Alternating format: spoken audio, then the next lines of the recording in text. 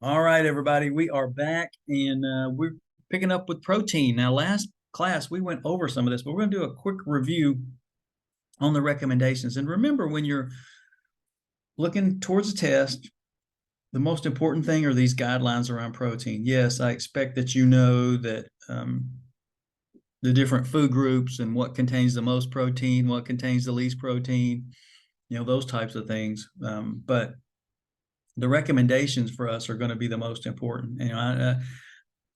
You should be able to tell, what source has the most protein. Is it a 3 ounces of chicken or is it an orange, right? You should be able to tell that pretty easily. And then some of the functions around protein, we know that I'm not going into the nutrition 101 piece, but just know they have a lot of different important functions.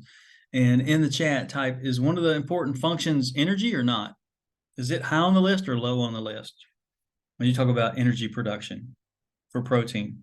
High or low list on importance level? High or low? Come on now. 50-50 shot. What do you say? High or low? Yeah, low. Logan says low. Anybody agree with Logan?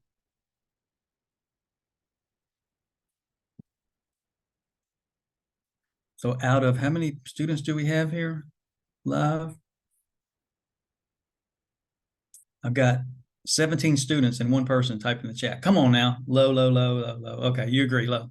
That's right. Not a whole lot of energy from protein unless we need it. And there are times that you might need it a little more, right? Like right now, if you're in a fed state, your body's only probably using about 5% of calories from protein. But if you were to do, like, say you went out for a really long ultra run, like recently, maybe it was last weekend, Arkansas had the Arkansas Traveler 100. It was a 100-mile run through I think it's like the Ouachita Forest. And if you're going that long, your body has a hard time keeping up. So yes, you probably would use a little more protein. Instead of 5%, it could be 15, it may be 20, but it's not a major factor, truthfully, because we know protein has all these other important functions. And then we said the RDA for protein. How many of you guys remember that? 100 miles. Yes. Look it up. It's called the Arkansas Traveler 100. Yep. A few people that I know actually completed it. So lots of crazy ultra runners out there. And I think the run had like 12,000 feet of climbing or something. That's ridiculous. And 100 miles. But we covered this last time as well. Here's one of the recommendations you need to know. The RDA or DRI for protein is 0.8 grams per kilogram of body weight. And we actually worked this out last time. So I'm not going to go back through this other than you just need to know how to do this calculation. And what we came up with is something where it's not as much protein as you think, right? 56 grams of protein. But what we know, like if you're 154 pounds, we did the math, 56 grams of protein. That's not that much protein. Again, if you're an athlete, though, this is for healthy individuals to keep you healthy.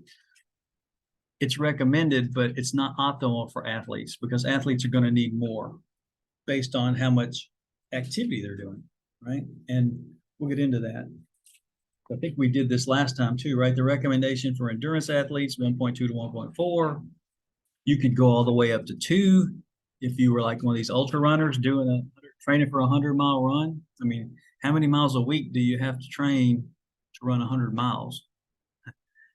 Quite a few, right? It's more than like your 15 or 20 mile a week. Even like for me, when I'm training for Ironman, I might get up to 30 miles a week, 40 miles a week, maybe. Rarely do I get up into some of these 50, 60, 70 that you might see ultra runners do. So you're going to need more protein because guess what? You're probably going to need more calories too. And the whole idea is you want to make sure you're taking in plenty of carbohydrates so that the protein can do its job of building and repairing tissue. And then you get into your strength athletes, well, they're starting as and can have a little more protein. So upwards to 1.7 is what we tend to see. And again, usually we say the highest end is around 2 grams per kilogram of body weight or 0.9 grams per pound. But and I've seen it a little higher than that, but there's not much benefit from going too much higher than that.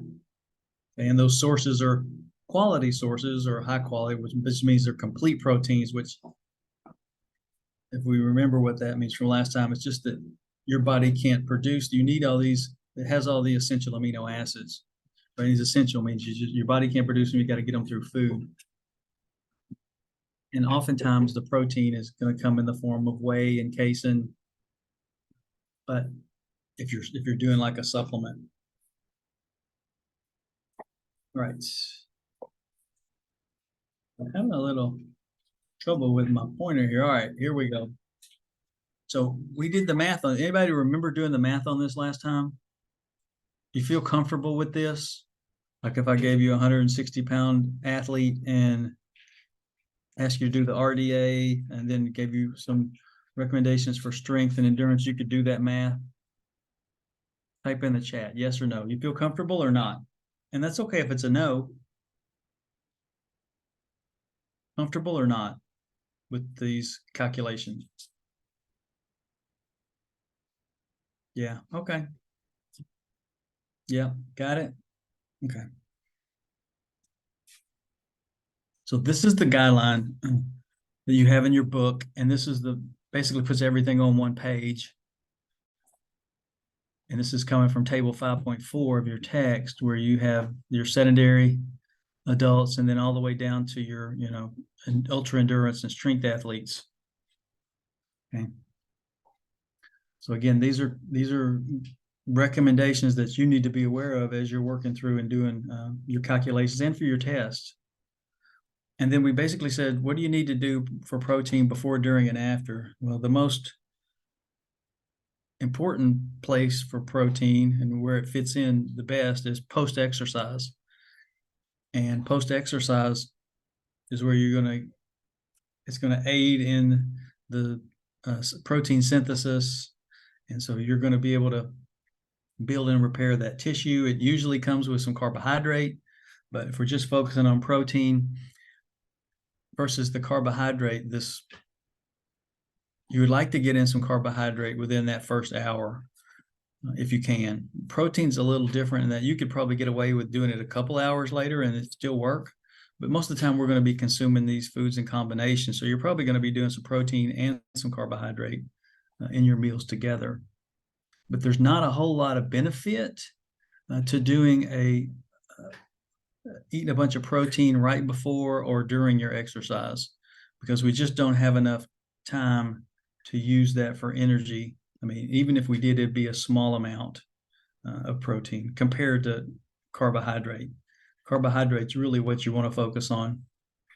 And that's what this slide suggests, right? Protein before and during exercise hasn't been shown to improve performance over just carbohydrate alone, really.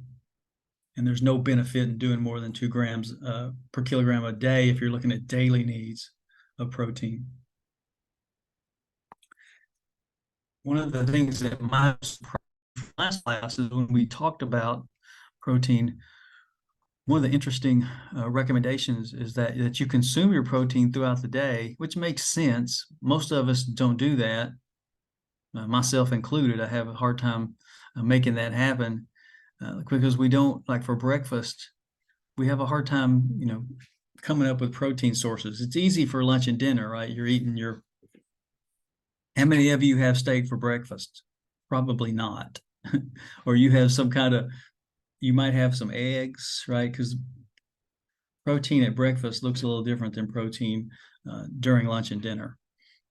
But the idea is that you distribute it evenly throughout the day, and that's going to be the best as you start to look at repairing tissue, building new tissue, versus having very little protein at breakfast, a bigger protein lunch, and then the biggest protein meal at dinner. And we said that the maximal dose in general is about 20 to 30 grams. Let's just call it 30 grams is the maximal dose of protein at each meal that you would want. It depends on how big you are. Obviously, if you're a big football lineman, you're going to be able to consume a lot more. But for most of us, we usually say 30 grams. That's why I went on like a supplement label, like a protein powder, you're going to see it's going to be around 20, 30 grams of protein per scoop per serving. Everybody good with this? We said that the jury on protein is still out with how much is too much. You know, in most cases, if you got healthy kidneys, it shouldn't be a problem. But yeah, and there's, because used to back in the day, like in the 70s, I don't know if you've seen those videos about bodybuilders. I mean, they would just down raw eggs by the cartonfuls. I would not suggest that, but that's what they used to do, is just eating, you know, these raw eggs. I'm like, no, thank you. But as long as your kidneys are healthy, that shouldn't be a problem. And again, you just don't want to, you don't need to take in that much protein. And I think maybe this is where we class last time, where we showed you a sample diet for your strength athlete. And I suggested that you should at this point be able to go through a menu and these different meals and say, okay, you know, breakfast had some oatmeal. So is there any protein in that oatmeal? You know, what is this oatmeal mainly composed of? You should be able to do that as you look through the meal here for this athlete. And then down at the bottom, I think this is where we ended too, is where we started doing some math here and understanding how to calculate the percentages of calories coming from carbohydrate and fat and protein, and how we ended up getting grams of the nutrient per kilogram per day, right? We did that last time. How comfortable on a, you know, just type in the chat, play along with me on a scale of 1 to 10, 10 being, hey, I got this, it's no problem. And 1 being oh my gosh, I'm struggling, I need some help with this. Type in the chat, where are you on that, on a scale of 1 to 10? How comfortable do you feel? 10 being the most comfortable. Okay, I see a 7, 7. Okay. Anybody at a 1 or a 2? Tucker says 9. Okay. There's no judgment. I'm just trying to get a gauge. You know, I want to be helpful. If we need to do more of that type of stuff, which we will here in the carb protein case study coming up, then we can do that. So maybe that's what we do here in a little bit. We'll help you walk through that together. All right. So let's get into some new stuff here. And the first thing I want to talk about is protein supplements. Now, there's a whole chapter, we're going to get a whole section on supplements at the end, but we just need to talk about them, right? How many of you know someone who's, maybe you're taking a protein powder or some type of protein supplement? I'm not anti-supplement at all. Yeah, okay. A couple of you take, okay, or know somebody who takes them. And remember what the idea of a supplement is, right? It's to supplement your diet. There are certain instances where you might want to take a protein powder. Like, for instance, I used to, before I worked at UCA, I worked at Arkansas Tech. And I live in Conway, though, so I had to drive to Russellville. And some days I would be really busy and I wouldn't have time to make breakfast. So I would make a quick shake. Anybody done that just for convenience? That's a reason. That's a legitimate reason. As long as you've got a reason to take the supplement. Another option would be if let's say you're a big football lineman, and if you calculate your protein needs and you're like, oh my gosh, I'd have to eat like 20 pounds of steak to get my protein needs, then getting it through a shake or a drink might be a good option for you. Does that make sense? So if there's a reason for that, I don't have a problem, but you really have to be careful when you look at your protein supplements. A couple things, and we'll get into this in the supplement section, is this from a legitimate company? Like if you're buying your stuff nowadays, we oftentimes buy our stuff from online, Amazon, or even worse, we go to just come to some distributor somewhere, some faraway place that we never heard of. You just have to be careful with the quality of the supplement that you're getting. And how do you know that you're getting quality, number one, and then is it contaminated with any kind of, because it's pretty common for these supplements to either be mislabeled or have different ingredients than what you say, or not as much ingredients. And it's just about being smart. So in your book, they give you on table 5.9 just some examples of different powders and even bars, right? Bars are another way that oftentimes we can get our protein. But as you look at these, you can see that the calorie difference is huge here on some of these, anywhere from 150 calories all the way up to 600. And this used to be me. You see this, and I don't know if it was 900, but I used to take this weight gainers back when I was younger and your age. I probably mentioned this. I used to lift weights really heavy. And I thought, well, I'm just going to take this protein shake because I want to get big, right? And I did get big. I gained some muscle, but what else did I gain? Type in the chat. What else do you think I gained by taking this powder that has about 600 calories in it? Yes, I gained a lot of fat. I probably gained more fat, as much fat as I did muscle.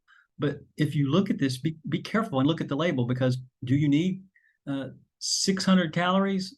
Look how many. So you got protein, which is about right. Or you look at all of these, and this is within that recommendation, right? We said 20, 30 grams. But look how many grams of carbohydrate. Ooh, of the 600 calories, 400 of that's carbohydrate. Do I need that much carbohydrate? Which goes back to one of the questions in your carb case study. I asked about this protein shake that they were taking, and it's really not appropriate. If you remember that in the case study, there wasn't enough carbs and there was too much protein in that case for that recovery shake. So there's no reason to consume a product that has 102 grams of carbohydrate. Look, like this protein shake might be a better option. It's only 140 calories, and the carbohydrates are lower. You want some carbohydrate, right? You want that but if the goal is to build and repair, you can cut that carbohydrate down a little bit so it's not that high. Does that make sense? So just look at the label. And there's, as far as quality goes, there's a couple of companies that do independent research. USP is one, like you see a USP label, or you see Consumer Labs, that's another one. And honestly, back in the day when I was doing research on protein powders, one of the most popular and best quality protein powder comes from Walmart, believe it or not. Anybody know or familiar with like the Body Master, I think is what it's called? You can get it at Walmart. But I don't know, haven't seen the recent reports, but the older reports show that was probably one of the best protein powders out there. And when you look at taking protein powder versus taking the individual amino acid supplements, you're better off just going ahead and taking the protein powder, because it's going to have all these essential amino acids in them anyway. So don't try to take an individual amino, and there certainly don't need the protein powder and the supplements. Okay, so just be aware of that. Okay, now, one of the things I like to do is I always want to make students aware that you can meet your protein needs through real food. And so one way that I do this is I go through an example, and let's just, I would call him Bubba. He wants to gain size and he's 180 pounds. If you were just to do his like RDA, and maybe even like for a recreational lifter, which is about 1 gram per kilogram of body weight, that's somewhere around 66 to 82 grams of protein. You guys can do the math on that. And if I did 180 divided by 2.2, what's that going to be? That's going to be somewhere on the order of maybe a little more than my 82 grams, but let's see, 180 divided by 2.2. Well, that's 81. Yeah, that's pretty close. So what I'm trying to do here is everybody good with what I've done. So I've just taken the body weight, divided it by 2.2, and it comes up to be like 82 grams. So that's my 1 gram per kilogram of body weight for my athlete or for my recreational lifter. Or on the low end is the RDA of like 0.8 is probably what this 66 is. If you look at the protein powder, here's just one example where you've got a pound of protein powder. Again, you're getting about the 24 grams of protein. And here's what you need to look at though. For each scoop, you're getting 32 grams here, 24 grams of protein, but there are 14 servings in this container. So if you only ate the protein powder, and by the way, I should start with this. Those people that use protein powder, how much are you paying for your protein powder?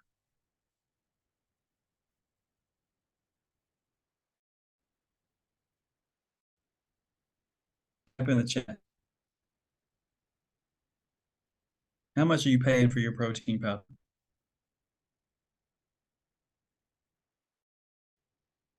Okay, $20 to $30. Uh-huh. It depends on where you get it, isn't it? You can buy it cheaper online probably, but you're not 100% certain what you get unless it's, got some independent testing and make sure it's from a quality dealer. But so let's just say 30, 35. And how many pounds is that? When you go and you do the math on this, like that's what we're getting ready to do. So this particular 1 pound has 14 grams or sorry, 14 servings. So you got 14 scoops. If I was just to do my protein powder to meet my protein needs only, that's 3 scoops a day. That would last about 5 days. Are you tracking with me? Because there's 14 scoops. Maybe a little less, but about 5 days, which is, not much. But if I were to eat real food, I could meet this, 80 grams pretty easily. Once you start calculating all this, and remember, this is just an image showing you, how many grams you're getting per serving. But for breakfast, if you're eating some cereal with some milk, that's going to be 3 grams of protein in your cereal and 8 grams per cup for your milk. And that's one of the things that doesn't change in your milk. Remember that. Because when you look at milk, it's going to have 8 grams of protein and 12 grams of carbohydrate. And it's the fat that changes, right? Whether you get full fat, low fat, right? But it's going to have 8 grams of protein. And then you're going to have lunch and you have your turkey sandwich. Let's say you have 2 slices of whole wheat bread at 3 grams of protein per slice. So that's 6. 3 ounces of turkey, which most of you will probably eat more than 3 ounces, but let's just keep it at 3 ounces, and that's 21. Half a cup of black beans is 7. A little bit of rice here, half a cup of rice is 3. Do another cup of yogurt or a cup of yogurt for a snack. You eat some baked chicken, which is 21 grams, and half a cup of green beans is 2. So believe it or not, you're already at 79. So the point is, it isn't that hard to get your protein from real food. Now, as an athlete, as your calorie needs go up and your protein needs go up, it becomes more of a challenge. But for most of us recreationally, not really an issue. It's not until you get to those extreme cases that you truly need a supplement.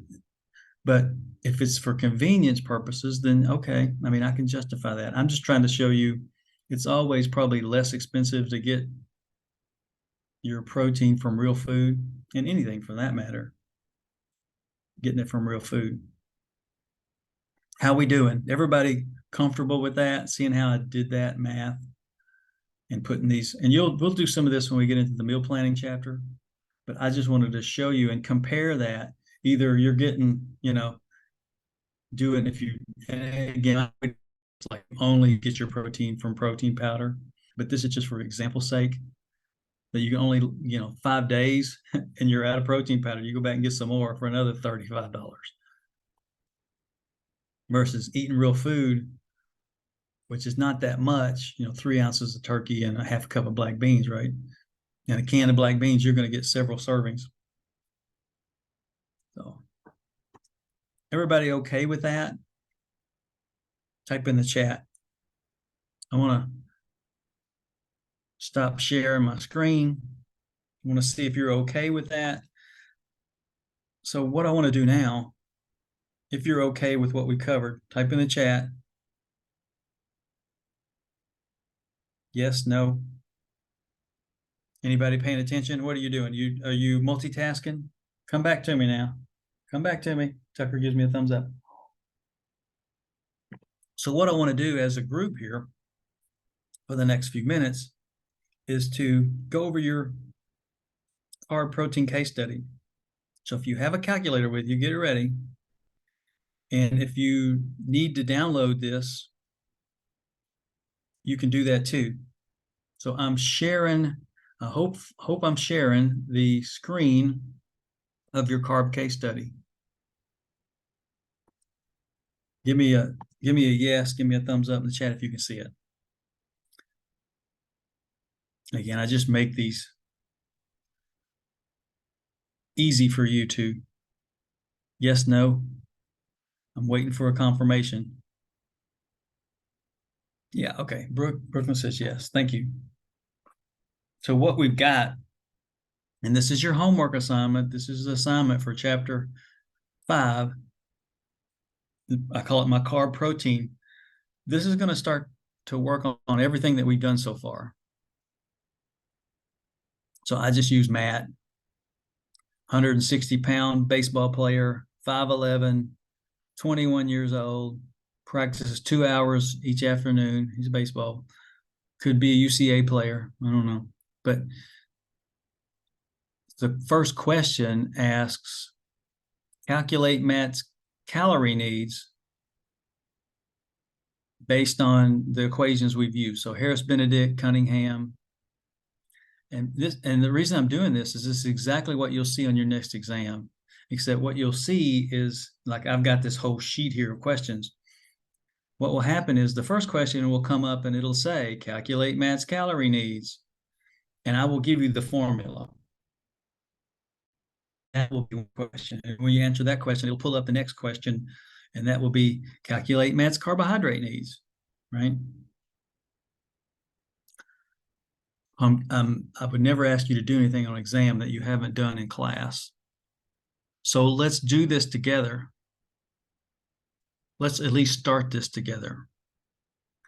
So to calculate Matt's calorie needs using Cunningham and Harris Benedict, we need those equations. So what I'm going to do real quickly, so everybody jot this down, and I will too. Matt's 160 pounds, 5'11", 21 years old. Practices 2 hours in the afternoon. I'm going to share equations here for you. So what I want you to do is take a minute and either use the metric or use the imperial or the English version and calculate Matt's energy needs. Do you feel comfortable doing that? Yes, no?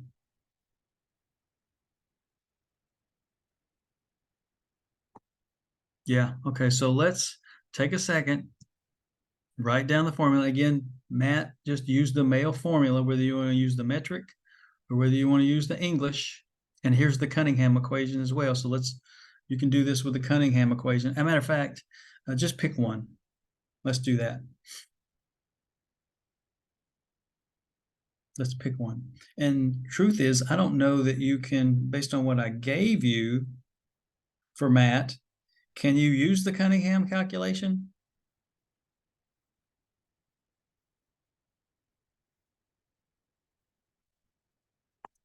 Tell me, based on what I gave you, based on the information that I gave you, can you calculate the Cunningham equation?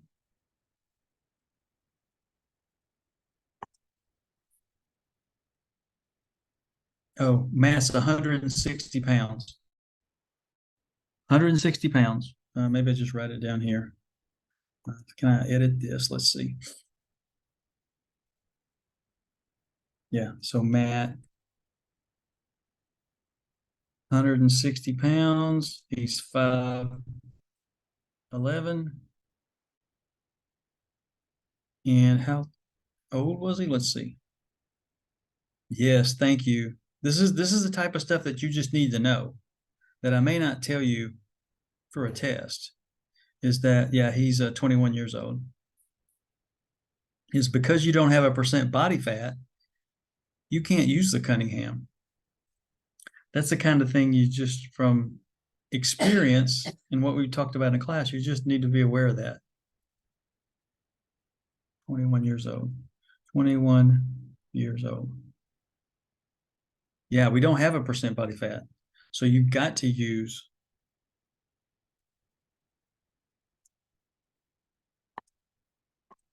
the Harris-Benedict or the other equation. And it's not hard, right? You just put in the weight in pounds, you put in the height in inches, you put in the age in years, and that gives you his metabolic rate.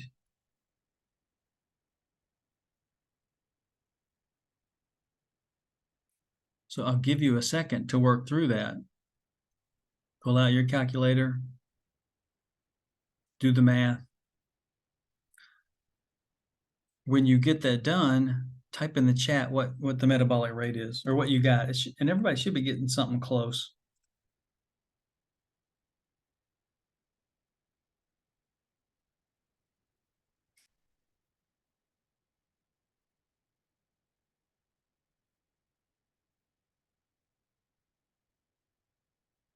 Give you a minute. Probably could pause the recording, but let's just go ahead and we'll just keep it running. I don't think it'll take you too long to get this in.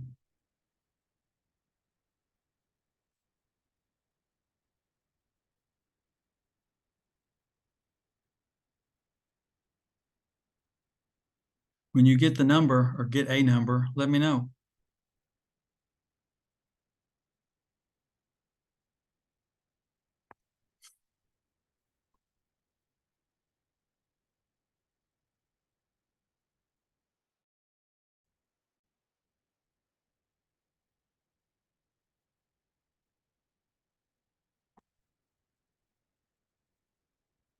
Now, some of you are probably sitting there like, okay, I'm just going to wait for somebody else to give me a number. Okay, Jay's got 1,000. Okay, and here's a good lesson too. You can kind of look at these numbers and think to yourself, is this too high, too low? And Jade, when I see 1,000, I think that's probably too low. What's going on? What are we missing here? I mean, I love the fact you put that in there. That to me, 1,000 looks low. Okay, so Logan got 1824. See, so Jay, this is good for you. Yeah, so Cameron got a 1825. So something's going on. Oh, I did get the wrong. Yeah, so what did you do wrong? What did you do wrong? This is good. We need to, and you need to be able to, when you do the math, like, okay, that doesn't look right. Or what'll happen on a test is you'll come up with a number and you'll look at the answers on the test and you'll be like, oh my gosh, I must have done something wrong because these numbers not even close, right? So what did you do wrong? Oh, use the women's equation. Yes, that'll do it. That will do it. That's the first choice you have to make. And here's the thing, you won't have to make that on the test because I will just give you the right equation. But yes, you need to choose male or female. You got to choose that correctly. Okay, so you have gotten a answer for that. So then the next piece, am I still sharing? I should still be sharing that screen. So 18 let's say 1825. I give you the activity factor in that it was 1.6. I see activity factor 1.6. So how do we factor in activity then? Somebody, you multiply by 1.6. So let's do that. 1825 times 1.6. I got 2920. What did y'all get?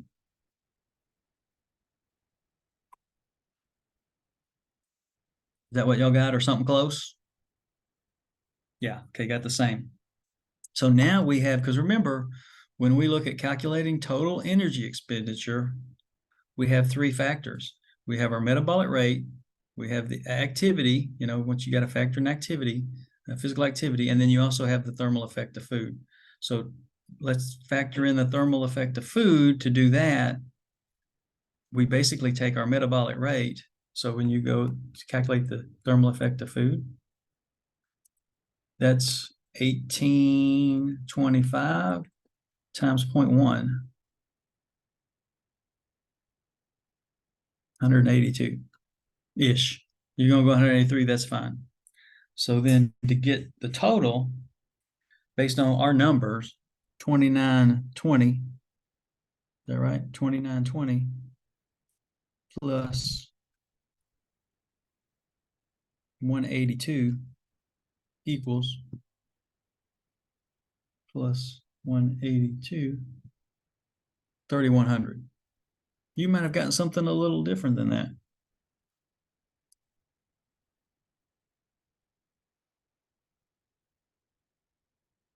Everybody see that? Type in the chat if you got something similar.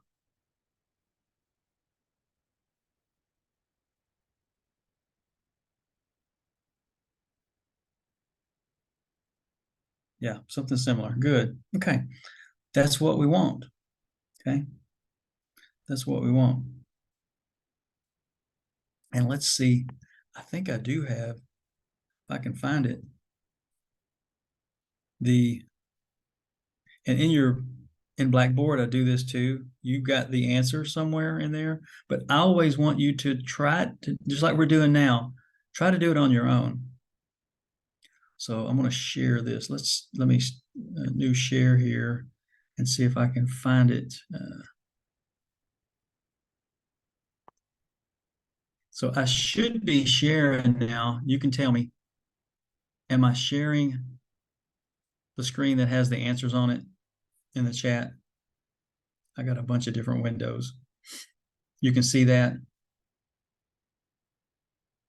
Okay. And this is maybe from another student, or I'm not sure, but they got 3,096. That's fine. That's close enough. But you see them working the formula out here.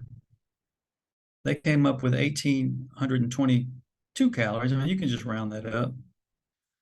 With an activity factor of 1.6, that's 2914 or 2915. With the thermal effect of food, it ends up being about 3,096 calories. Everybody okay with how we got that?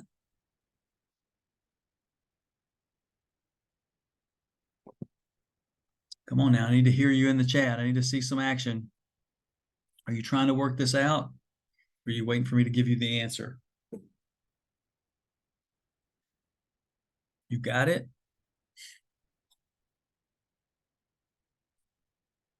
Yes, no, maybe? Okay. So then the next question, if you have that one, and see, these questions are related, but they're not. I mean, you can do these independently as well. The next question, oops, and I even give you the answer. Hold up. Matt's calculate his carbohydrate needs. Usually when we talk about strength and power sports like baseball, football, basketball, a lot of these, the recommendation is around 5 to 7 grams of carbohydrate per kilogram of body weight. And I even tell you, so read this carefully, because I'll have students that miss a test question because I give you the number, but you just use what you want to. Or you miss it on a assignment because I say, let's use 6 and you use 8 or something. It's like, don't do that. Just, I give you the answer. I give you what I want you to use. So how am I going to get this? And you see what they have the answer there. So 6 grams per kg. How am I going to get that number, somebody? Type in the chat.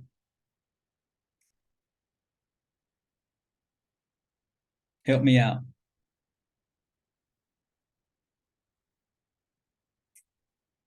What are you going to do? You already see the answer, or what's going to be close to the answer. You may get a little something different. And you got to, that's a good point. It could be wrong. Yeah, that's exactly right. Cameron, you first got to get their body weight into kilograms, and Matt's 160 pounds. So you divide by 2.2, it gives you 72 kilograms times 6. Don't make anything up. And you get 436 grams. So then, and then we walk you through that. There you go. That's exactly right.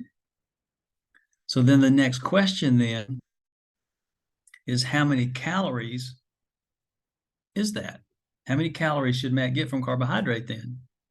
And I won't do this on a test, but I'm doing it for you now in this assignment. You should know that 1 gram of carbohydrates, 4 calories. So then you just do the math on that, right?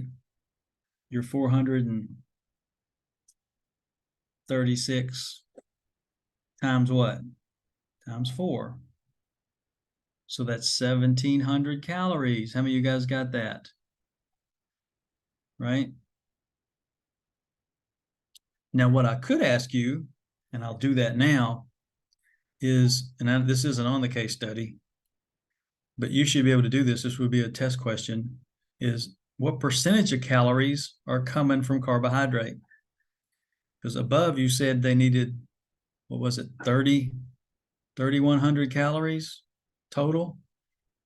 I think the answer up here had like 3,096 calories. And you're telling me that, 1,745 are from carbohydrate? What percentage? I'll just type this in there. What percent of calories from carbohydrate?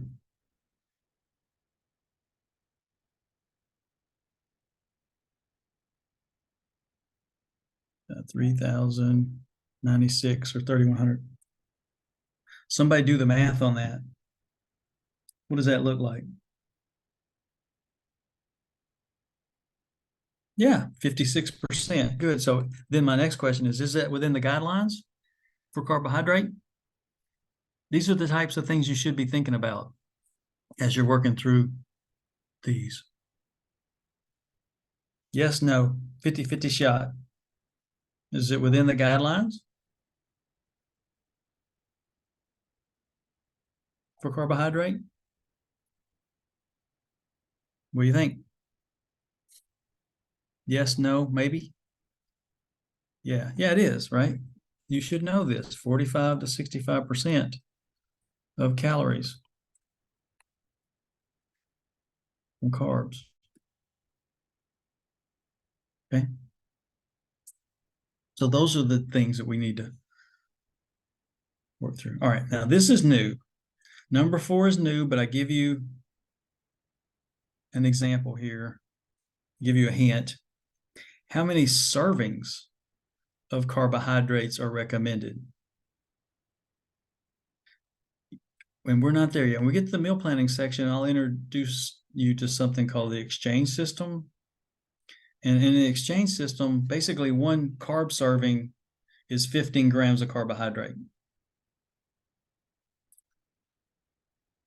And so then basically you would take 15 grams, you take the total grams, which is 436, and divide that by 15. And that's where you get your 115, 116 servings. So it's like, what do we say? I've already forgotten the number of grams. Hold up, let me go back up. 436. So it's like 436 grams. 436 grams divided by 15. And that's going to get you 116, 115, 116. Is that right? That doesn't seem right. Let's see, 436 divided by 15. Yeah, that's wrong. See, look at that. The student that submitted this, so that should be 29. Does everybody see that? I think that looked kind of funny. 29 servings. And so what you would do is you would distribute that, and that's high, but then again, you got an athlete who's pretty active playing baseball, and you could distribute those servings throughout the day as well. Everybody following this and seeing how we're doing this? And this really reflects more of what we'll get into when we talk about the exchange system. But I'm just throwing it in here because I'm kind of walking you through this assignment. All right. Everybody okay with, no, not 17. You don't want the calories, Anna. You want the grams. Yeah, so you want, because the question asks, good question, it says, how many servings of carbohydrate? I say, so grams of carbohydrate divided by the grams of carbohydrate is actually the 436. The 1745 is actually the number of carbohydrate calories. And that's different because if you had that, just what you have on this chat, you got calories divided by grams, and that's not going to work. You need grams and grams. So it's actually 436 grams divided by 15 grams gives you the number of servings. Okay. And that's what, like, again, this is not to the meal planning chapter, but like with diabetics, what ends up happening is you want to give them a consistent carbs throughout the day. And that's why you might suggest, okay, they take, 4 servings of carbs for breakfast, 4 servings of carbs for lunch, and 4 servings of carbs for dinner. I'm just making that up, but you want them even. You could do the same with this for athletes, but you could have more flexibility because they're not diabetic, and they're going to be consuming a lot more carbs. But yes, it's not, you want the grams, not the, okay, you got it. So then the next question is around protein. And I basically give you, I say, calculate mass protein needs. Let's use 1.5. That's a kind of the run-of-the-mill recommendation for strength and power athletes. So again, you do the math and you take their body weight in kilograms times 1.5, and that gives you 108 grams of protein. Everybody following that? And then the next question then asks you how many calories from protein. You just take the grams and multiply by 4. And you get 423 calories from protein.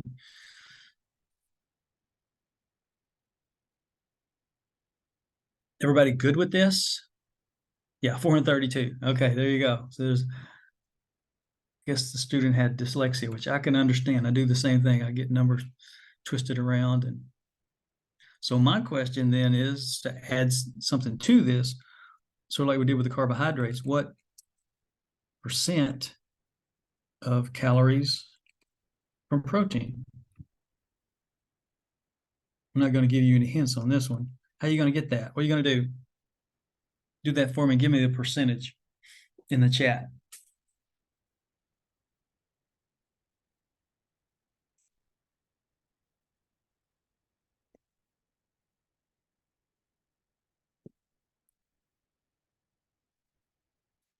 going to give you a second to work it out. Shouldn't take you but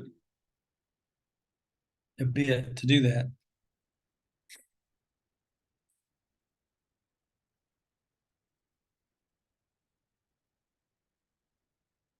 All right. Trying to get you to answer this question.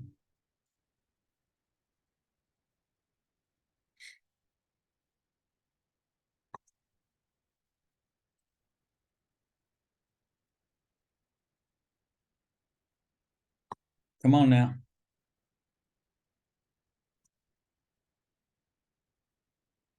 Nobody? Okay, about 14%. Okay, so Hayden, how did you get that? What'd you do? You took our 3,000, what was it, 96, something like that? Maybe you had 3,100, but you divided it by, oh, sorry, you took the 400, 432 divided by the 3,096. Yeah, yeah. And so around 14%. So the question is that within the recommended range for protein?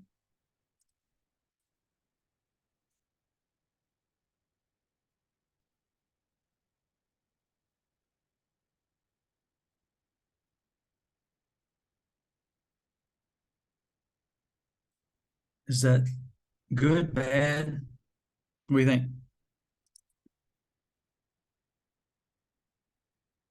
Yes, no?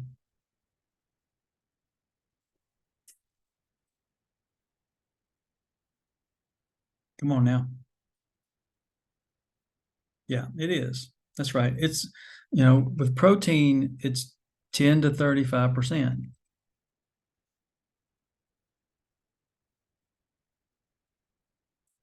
Here's what you might say though, is where is 14 on that range? 14 is kind of on the low end, isn't it? But okay, it's just on the low end. Yeah, a little low. He could do more. We're at 1.5 grams. Maybe you could have 1.7. That'd be fine. Okay, good. And then as we're working through number 7 with protein, like if you look at the even one of the last slides we did, basically the most common serving size is about 7 grams. Like one egg is about 7 grams, half a cup of beans are 7 grams, right?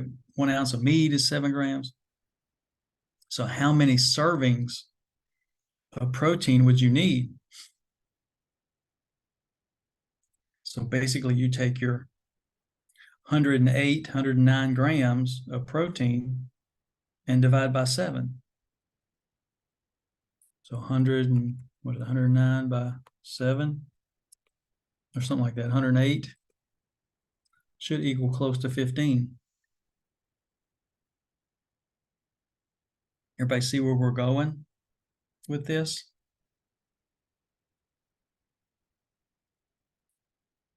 And then the very last question asks about, usually what happens is you do the carbohydrate needs first, and this is the way dietitians usually do it. Carbohydrates needs first, protein needs, and then whatever's left over is usually what we do for fat. And our next class, we will go over fat, and I'll give you the recommendation. I can give it to you now, really. It's pretty simple. It's a minimal, like you want a minimum of 1 gram per kilogram of body weight.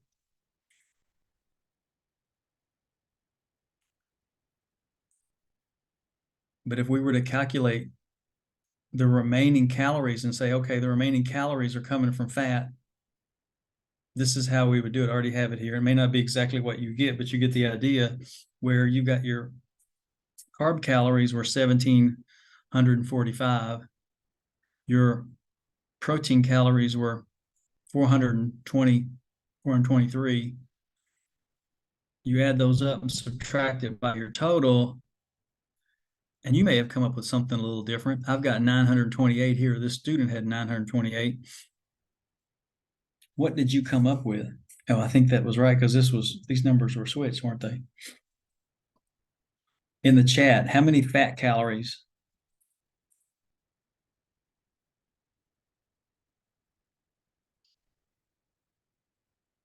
For Matt?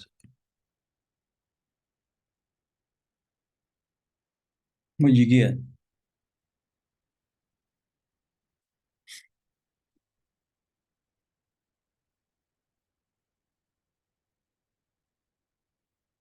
Did you get close to what I had, or did you get something else? Okay, you got 920. That's the thing. You're not going to get exactly the same number. But the point of doing this and walking you through this is how you get the numbers. And then, I can always do something fun around this and say, okay, I just given you the calories, uh, whatever you got, how many grams is that?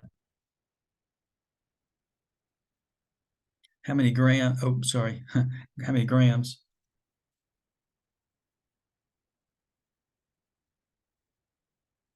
How am I going to get that? How many grams of fat?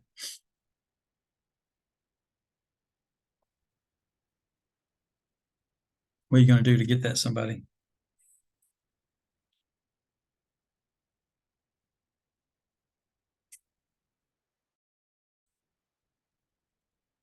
Yeah, just divide by 9.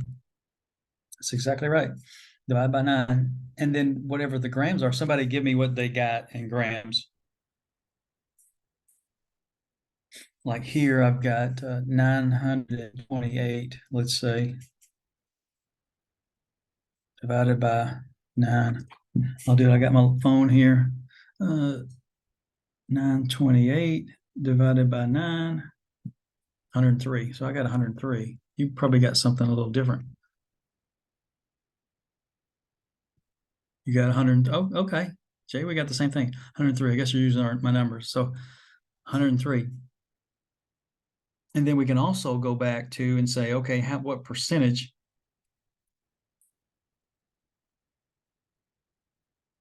of calories are coming from fat? How are we going to get that? We'll do this and we'll end it because I think at this point, that's all of the questions on the assignment. What percentage of calories are coming from fat? How are you going to get that?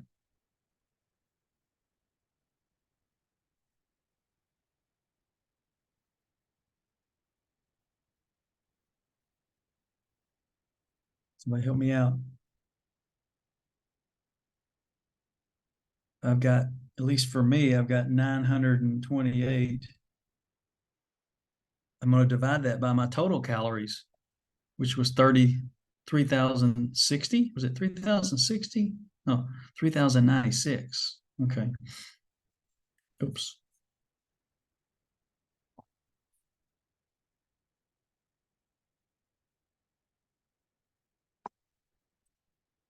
96. What did you get? Somebody type it in. 3,000. Yeah, I got like, yeah, 30%. I got like 29% for me. So is that within the range?